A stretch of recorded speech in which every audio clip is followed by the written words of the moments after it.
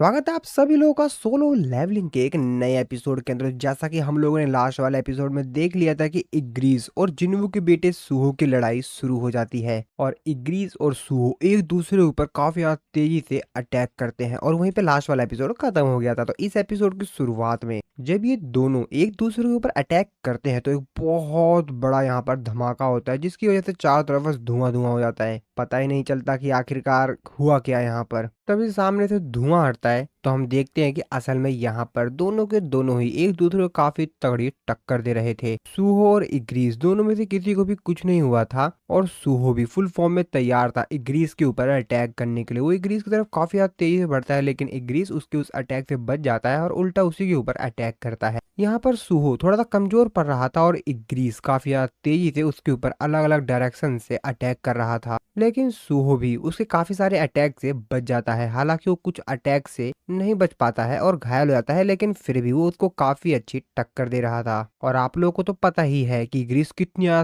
तेजी से अटैक करता है और वो अपनी स्वॉर्ड के साथ तो और भी ज्यादा तेजी से। सूहो भी अपने मन में सोचते हुए कहता है कि अभी भी काफी नहीं है, मेरे को और भी ज्यादा तेजी से इसके ऊपर जाकर अटैक करना होगा। और वो बहुत ज्यादा तेजी से अपनी रफ्तार बढ़ा इग्रीस के ऊपर अटैक करने के लिए जाता है, लेकिन इग्रीस उसके ऊपर अपनी स्वॉर्ड से अटैक करता है। हालांकि सूहो ने उसने हाथ में जो ग्लव्स पहना हुआ होता है उसकी वजह से वो इग्रीस के इस अटैक से बाल बाल बचता है, लेकिन इग्रीस की ताकत की वजह से वो बहुत ज्यादा दूर जा गिरता है। हालांकि उसको चोट नहीं लगी थी, लेकिन वो सामने एक पत्थर पे जाके टकराता है और वो काफी घायल हो जाता है। इग्रीस जो कि फिर से काफी ज्यादा तेजी से उसके ऊपर अटैक करने के लिए आता है, लेकिन उससे पहले सूहो रेडी हो जाता है इग्रीस के इस अटैक को डॉज करने के लिए और उससे लड़ने के लिए। और फिर से इन लोगों के बीच में एक बहुत तगड़ी फाइट शुरू हो जाती है। इग्रीस अपने मन में सोचते हुए कहता है कि हमारे छोटे मोनार्च अभी भी अपने फुल पोटेंशियल पे नहीं पहुंचे हैं, लेकिन इसके बावजूद भी ये बहुत ज्यादा ताकतवर हैं। लेकिन सूहो को तो अभी भी इग्रीस से लड़ने में थोड़ी सी मुश्किल हो रही थी। वो अपने आप से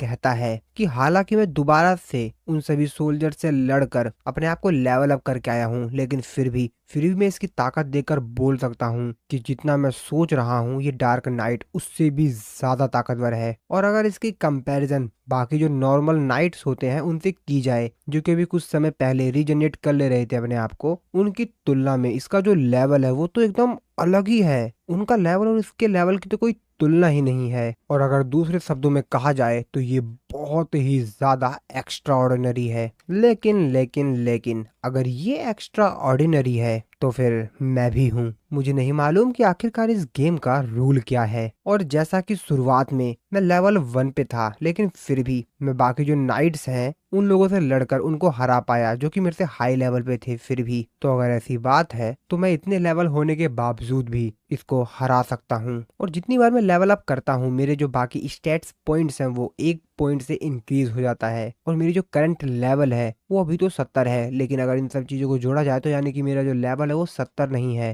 ये दिख रहा है 70, लेकिन अगर तुलना की जाए तो शायद ये 110 है। और फिर इसके बाद सूहो बहुत ज्यादा तेजी से एक पंच हिट करता है ग्रीस से, जिसकी वजह से ये ग्रीस थोड़ा सा पीछे चला जाता है। और तभी सूहो के स्क्रीन पर उसको नोटिफिकेशन देके बताया जाता है कि जैसा कि लिटिल मोनार्च जितने भी पावर्स है वो मोनार्च ऑफ शैरो से इनहेरिट की गई है, उनसे मिली है, और इसी वजह से आपकी जो एबिलिटीज है वो 40 पॉइंट से बढ़ा दी गई है। तो दोस्तों एक्चुअल में यहाँ पर सूहो को जिन्हों से जो पावर्स मिली हुई है उसकी वजह से काफी ज्यादा फायदा हो रहा है। सूहो ने इग्रीस के ऊपर ये वाला जो अटैक किया था वो थोड़ा सा ज्यादा ताकतवर था, जिस वजह से इग्रीस पीछे जाके गिरता है और उसे भी लगता है कि अब उसको अपनी असली पावर और फुल फॉर्म दिखाना होगा। और सूहो काफी ज्यादा तेजी से इग्रीस के ऊपर दोबारा से अटैक करने के लिए जाता है, लेकिन उससे पहले इग्रीस रेडी था उससे दोबारा से फाइट करने के लिए। लेकिन सूहो फिर से उसको एक काफी तगड़ा पंच हिट करता है, जिसकी वजह से इग्रीस थोड़ा सा और पीछे चला जाता है। इग्रीस भी थोड़ा सा घायल हो गया था। वो अपने मन में सोचते हुए कहता है कि हमारे जो लिटिल मोनार्च हैं उनके पास काफी ज्यादा बेहतरीन पावर्स हैं, और जैसा कि ये हमारे किंग के बेटे हैं, और जैसा कि हमारे किंग एक काफी बड़े लेवल के एस रैंक के हंटर्स थे जिन्होंने इतिहास में बहुत कुछ किया है, और उनके पास काफी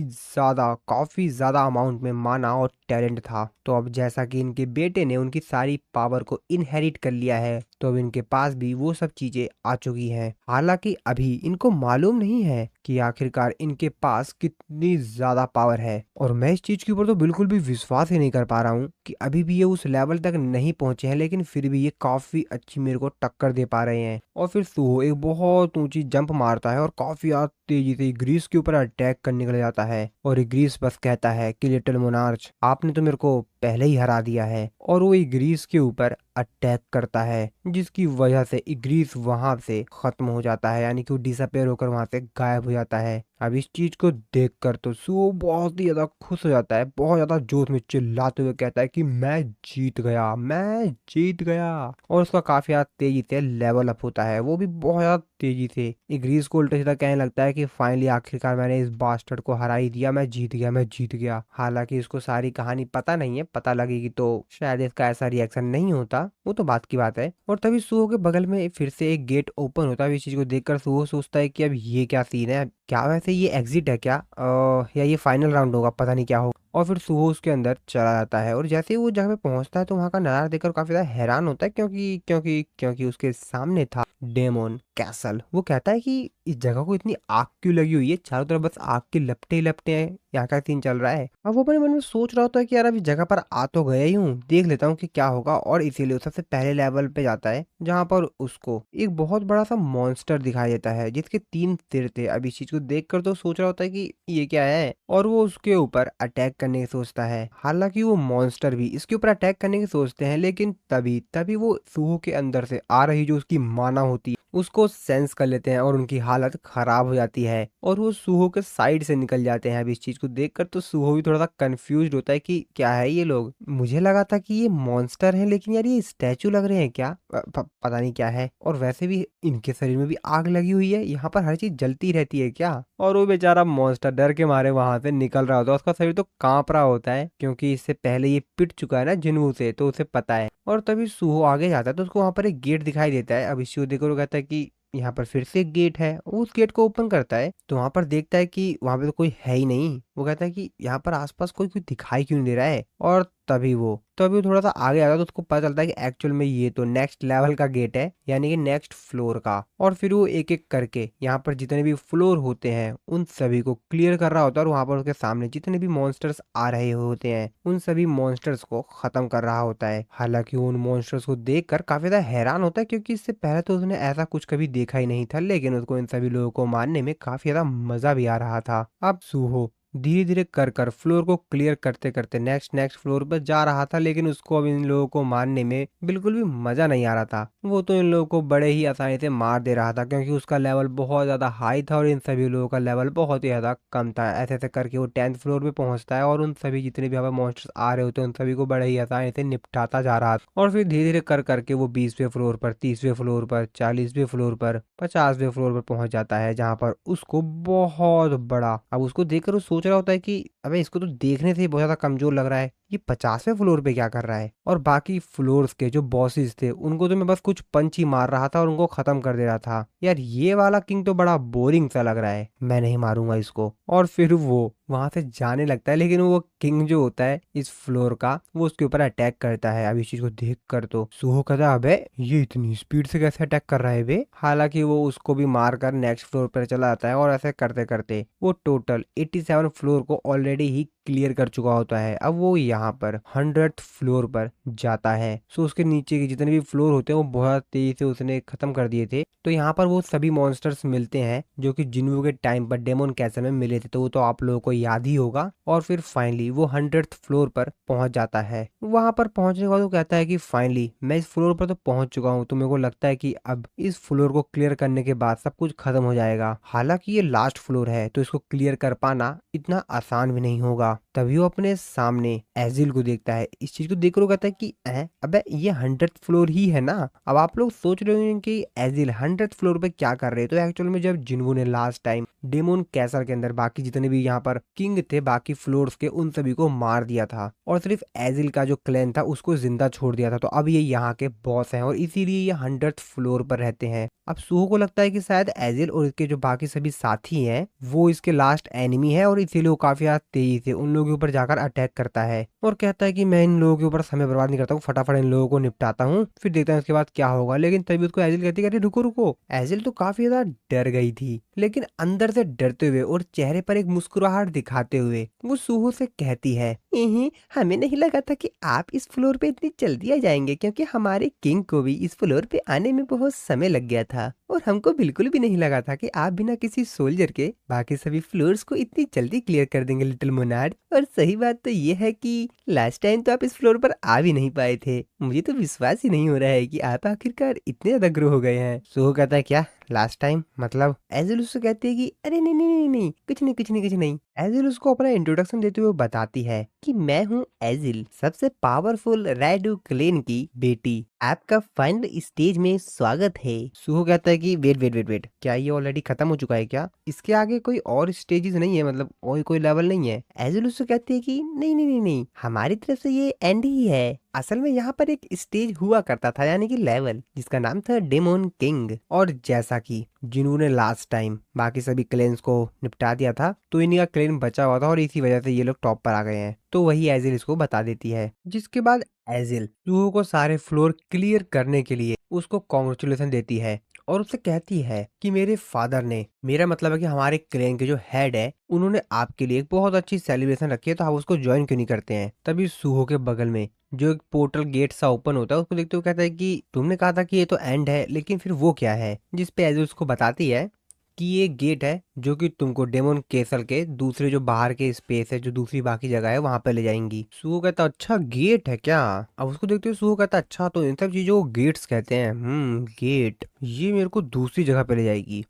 ये तो काफी अच्छा सुनाई दे रहा है, चलो देखते हैं क्या है। और फिर वो एजिल को बाय बोलकर वहां से जाने लगता है। एजिल उसको यहाँ पर रोक देती है और उसको कहती है कि आपकी जो स्वागत की तैयारी थी वो तो पहले ही सब कुछ हो चुकी है, अब आप जा क्यों रहे हैं? सो उससे कहता है कि देखो, सबसे पहले तो मेरे को पता नहीं है कि तुम लोग डेमोन्स लोग क्या खाते हो, और ऊपर से यार मैं ड्रिंक व्रिंक भी नहीं करता हूँ, अभी मैं काफी ज्यादा यंग हूँ। अरे चिंता मत करो, मैं यहाँ पर दोबारा से आऊंगा ना जब, तो मैं तुम्हारी उस पार्टी को ज्वाइन कर लूंगा। अब इस चीज को देखकर तो एजिल सोच रही होती है कि ठीक है, लेकिन दोबारा आएंगे? और फिर उसका चेहरा बन जाता है। वो कहती है कि वेट, शैडो मोनाच ने भी प्रॉमिस किया था कि वो वापस आएंगे, लेकिन वो कभी भी वापस नहीं आए। तो एक्चुअल में ये जिनू की बात कर रही होती है, क्योंकि जिनू जब लास्ट टाइम डेमन के असर से गया था, तो उसने एजल से प्रॉमिस किया था कि वो भी वापस आएगा कभी, लेकिन वो अभी तक तो वापस नहीं आया है। और फिर सुबह वहां से जाने लगता है और उससे कहता है कि अच्छा एजल, तुमने बताया था कि तुम्हारे क्लैन का नाम है रेड रू क्लैन, ठीक है ठीक है ठीक है, मैं इस नाम को याद रखूंगा। और ऐसा कहकर फिर बाय बोलकर वहां से चला जाता है। अब एजल बेचारी क्या ही कर पाती, अब वो तो इनको रोक नहीं सकती है, तो वो एक स्माइल के साथ सुहो को भी वहां पे बाय बोलती है। और फिर सुहो उस गेट के थ्रू अब दूसरी जगह पर जाने के लिए तैयार होता है। वो उस गेट में एंटर करता है और एक दूसरी जगह पे जा रहा होता है, पर उसके मन में चल रहा होता है कि कहीं कोई ट्रैप वगैरह तो नहीं है ना, पता नहीं क्या है यार ये। और फिर वो एक दूसरी जगह पर ही पहुंच जाता है। वहां पर पहुंचने के बाद वो चारों तरफ देखता है, तो उसको बस कुछ आंखें दिखाई दे रही होती है। वो कहता है कि अभी इतनी सारी आंखें क्या है? और जब उसको साफ साफ दिखाई देता है कि आखिरकार ये क्या है, तो देख के काफी ज्यादा हैरान होता है। कहता है कि भाई भाई ये क्या है यार? अब तो एक्चुअल में ये सभी की सभी एंट्स थी, जिसको देखकर तो सुहो का मूड खराब होता है। वो कहता है कि भाई अब ये क्या है यार, हद है यार, मैं इस जगह पर आया अबे इन लोगों से लड़ने के लिए। तभी वो अपने साइड में देखता है, तो काफी सारे जो एंट्स होते हैं वो मरी हुई होती है। अब इस चीज को देखकर तो सुहो भी कह रहा था ये क्या है, लेकिन तभी वो सारे सारे जो एंट होते हैं सुहो के ऊपर अटैक करते हैं। अब सुहो बेचारा अपनी जान बचा के वहां से भागने लगता है। वो कहता है कि भाई इतनी बड़ी बड़ी और इतनी सारी एंट्स ये कहाँ से आ गई? लेकिन फिर सुहो सोचता है कि अब इनको मारना तो पड़ेगा ही यार। और फिर वो एक एक करके यहाँ पर जितनी भी एंट्स आ रही होती है उन लोगों को निपटा कर खत्म कर रहा होता है। अब सुहो ऐसा इसलिए भी कर रहा होता है क्योंकि उसका लेवल अप भी हो रहा है साथ में, तो उसे मजा भी आ रहा था कुछ करने में। और फिर एक एक करके वहां पर जितने भी एंड्स होता है उन सभी को खत्म कर रहा होता है। और फाइनली सुहो 94 लेवल पे पहुंच गया होता है। उसने यहाँ पर लगभग सारी एंड्स को मार दिया होता है और उसके सामने बस एक आखिरी एंड बची हुई होती है। अब उसको देखते हुए सुहो को सोच रहा होता है कि चलो ठीक है, बाकी सबको तो मैंने मार दिया है, इसको भी खत्म ही कर देता हूँ। और तभी उसके सामने एक डोर दिखाई देता है। वो कहता है कि चलो फाइनली मैंने इन सभी को तो मार दिया है और अब मैं इस डोर के अंदर एंटर कर सकता हूँ। और जैसे उस डोर के अंदर जाता है तो उसके सामने आता है बेरू। जी हाँ दोस्तों, तो जैसा कि बेरू एंड किंग है, तो अभी जो सुहो ने पीछे जो एंड्स को मारा था उनको हराने के बाद इसको बेरू से ही लड़ना होगा। सुहो अपने मन में सोचते हो कहता है कि यार ये रूम देखा जाए तो बहुत ज्यादा बड़ा है, और इसी वजह से यहाँ का जो बॉस होना चाहिए था वो भी इसको भी मतलब बहुत बड़ा होना चाहिए साइज में, ये तो छोटा सा है। तो वो यहाँ पर बेरू की बात कर रहा होता है। सुहो कह रहा होता है कि इस पूरे रूम में सिर्फ ये इकलौता ही मॉन्स्टर है क्या? ये किंग भी है कि नहीं? लेकिन एक मिनट, अबे ये रो क्यों रहा है? लेकिन तो एक्चुअल में बेरू सुहो को देखकर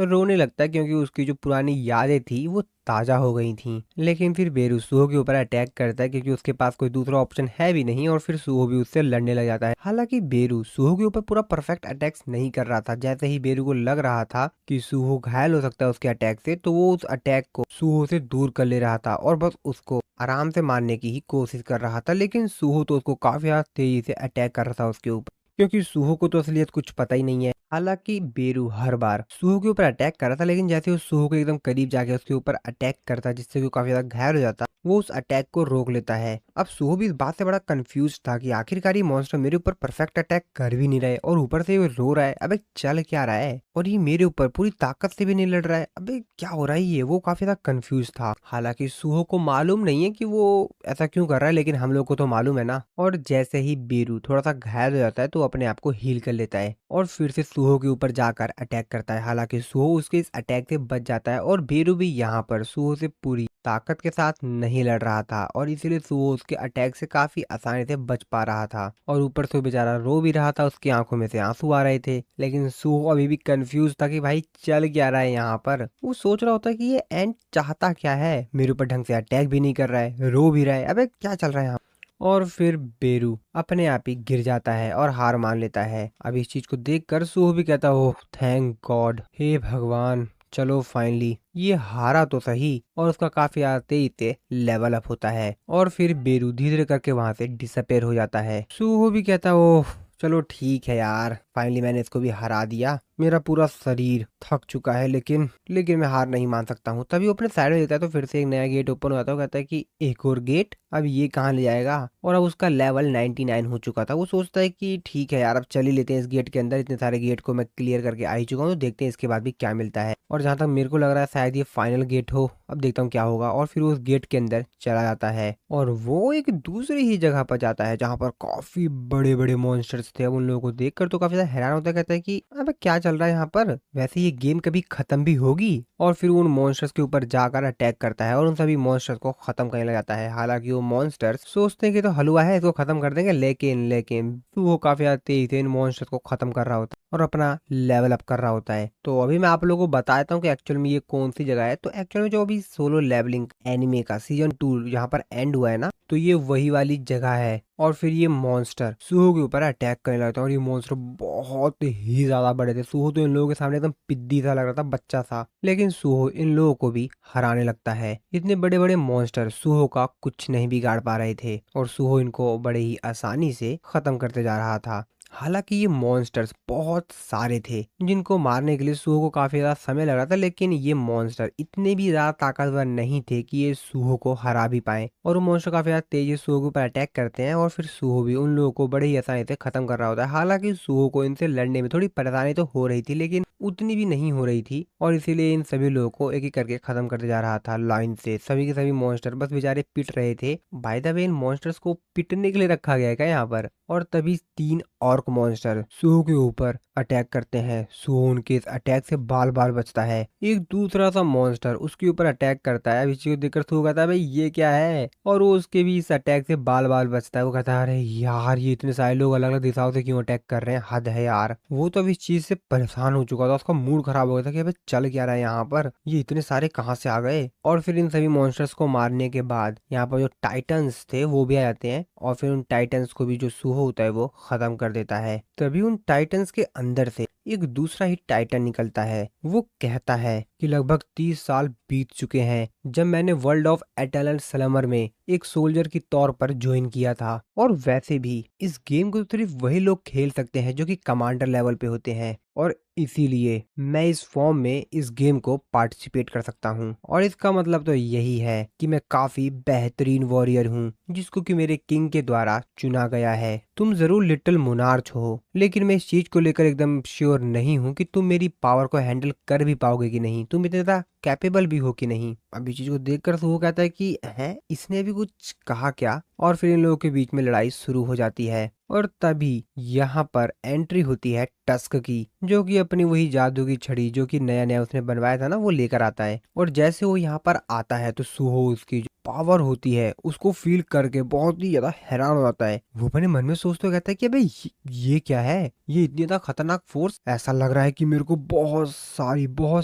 पावर ने पूरी तरीके से कुचल के रख दिया है, ये क्या है। और तभी वो अपने सामने देखता है टस्क को, जो कि भाई यहाँ पर पूरा मंत्र से यहाँ पर अपने लिए एक अलग ही चीज बना के आया हुआ था और साथ में अपनी वो जादू की छड़ी भी लेकर आया हुआ था। बाय द वे दोस्तों, एक चीज बता देता हूँ, भाई टस्क एकदम मजेदार बंदा है। ये मतलब मजे ही लेते रहता है चाहे कोई भी सिचुएशन क्यों ना हो। और ऊपर से इसको भी एक नई जादू की छड़ी मिल गई है, अब ये अलग ही जोश में रहता है। सो उसको देखते हुए कहता, ओ तो ये इसके अंदर से आ रही है। ओ वैसे इस चीज के बारे में मैं सोच ही रहा था कि जो डार्क नाइट था, वो जो डार्क एंड था, और साथ ही में जो यहाँ पर शेडोज हैं, इन सभी के अंदर से एक सेम किस्म की पावर आ रही है।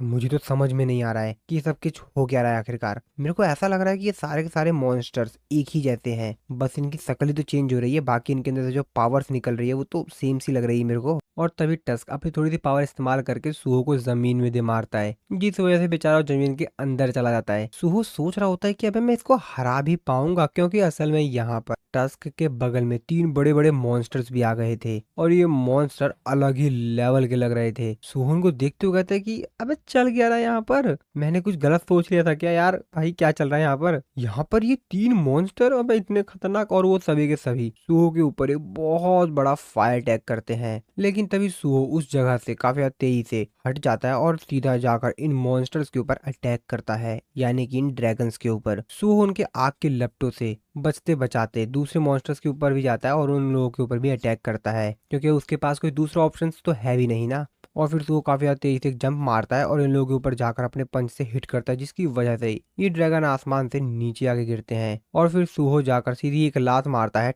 टस्क को, बेचारा टस्क भी नीचे जमीन पे आके गिर जाता है। और जो सूहो होता है उनमें से जो एक ड्रैगन होता है उसके ऊपर जाके बैठ जाता है। सूहो कहता है कि सबसे पहले तो मैं इसको बताऊंगा, तो वो यहाँ पर टस्क की बात कर रहा होता है, लेकिन टस्क फिर से अपनी पावर का इस्तेमाल करके आसमान में आता है और वो इस बार सूहो से भी ऊपर चला जाता है और अपनी जादू की छड़ी हाथ में लेते हुए कहता है कि हाँ मैं छोड़ूंगा नहीं। और एक बहुत बड़ा फायर अटैक सूहो के ऊपर तगड़ा अटैक करता है। सूहो उसके अटैक से बाल बाल बचता है और वो जो अटैक होता है सूहो के पीछे जो पहाड़ होता है उसमें जाके लगता है और वो पूरा पहाड़ ही गायब हो जाता है वहां से। अब इस चीज को देखकर तो सूहो भी हैरान होता है, कहता है कि भाई बच गया मैं तो बाल बाल, अगर एक गलती से मुझे लग जाता तो मैं ही निपट जाता। अब टस्क भी इस चीज को देखकर तो सोच रहा होता है कि अबे इतना तगड़ा अटैक कर दिया था क्या मैंने, मुझे तो नहीं लगा था कि मैंने इतना तगड़ा अटैक कर दिया। सूहो जो कि साइड में कहता है कि अबे क्या बंदा है ये, इसको ही नहीं पता था क्या ये कितना तगड़ा अटैक कर रहा है। और फिर सूहो काफी याद तेजी से यहाँ पर जितने भी मॉन्स्टर्स होते हैं उन लोगों पर अटैक करने के लिए बढ़ता है और उन सभी लोगों को एक एक करके निपटा रहा होता है। और फिर वो यहाँ पर जितने टाइटन्स होते हैं उन लोगों के ऊपर भी जाता है काफी याद तेजी से अटैक करने के लिए। और फिर इसी सीन के साथ हमारा ये वाला जो एपिसोड है वो खत्म हो जाता है। और हाँ दोस्तों, अगले कुछ एपिसोड्स में हम लोग देखेंगे कि एक्चुअल में सूहो अपने फादर यानी कि जुनवू से ही फाइट करेगा, तो वो सब तो हम लोग नेक्स्ट एपिसोड में देखेंगे। आई होप आप लोगों को वीडियो अच्छी लगी होगी, तो मिलता हूँ मैं आप लोगों को अपनी नेक्स्ट वीडियो में।